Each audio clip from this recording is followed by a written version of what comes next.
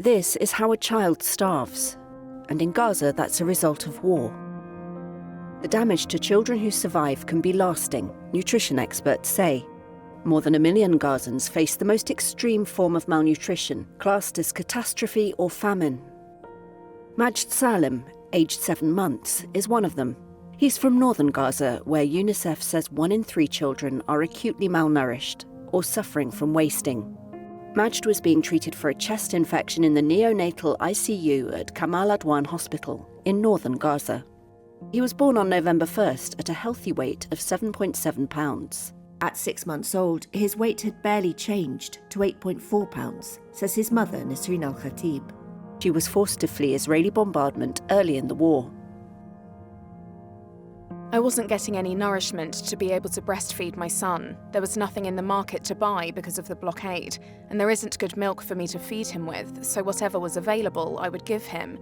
I'd give him different types of milk all the time, but the milk didn't provide him with much. Gaza has the most households in the world at the most extreme stage of food poverty. That's according to the Integrated Food Security Phase Classification, or IPC, a global partnership which measures food insecurity.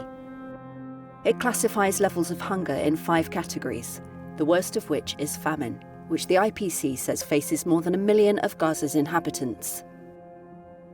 Israel's foreign ministry in late May issued a detailed statement questioning the IPC's methods of analysis, which it said omitted measures Israel had taken to improve access to food in Gaza. The IPC declined to comment. The Israeli military invaded the Strip in response to the deadly October 7th cross-border assault by Hamas on Israel. The Israeli assault has destroyed swathes of Gazan farmland. In the early days of the war, Israel imposed a total blockade on Gaza. It later allowed some humanitarian supplies to enter, but is still facing international calls to let in more. The International Criminal Court's prosecutor last month accused Israeli Prime Minister Benjamin Netanyahu and his defense minister of starving civilians as a method of warfare. Netanyahu called that a moral outrage of historic proportions and said Israel is fighting in full compliance with international law. Kogat, an Israeli Defense Ministry agency tasked with coordinating aid deliveries into Palestinian territories, did not respond to a request for comment for this story.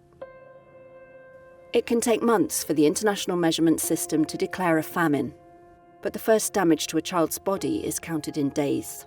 A child's brain develops at its fastest rate in the first 2 years of life. If they don't starve to death or die from illness due to their weakened immune system, growth and development may be delayed, a nutrition advisor at UNICEF told Reuters.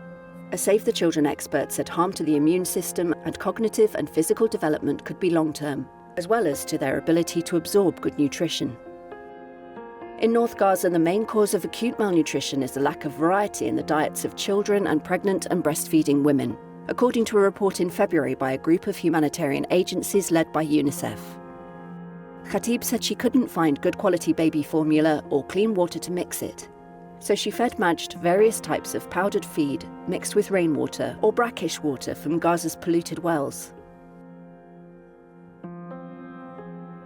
You feel sometimes that his chest is hurting him because he isn't nourished well.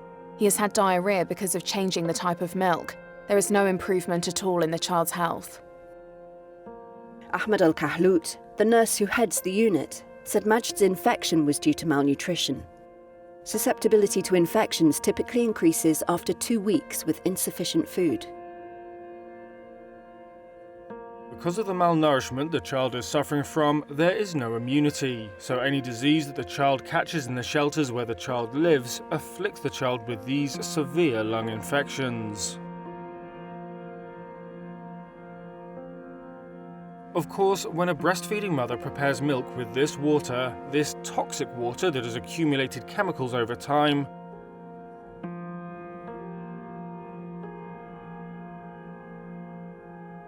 and also the rockets that are hitting the Gaza Strip and Gaza City impact groundwater, it affects children's health.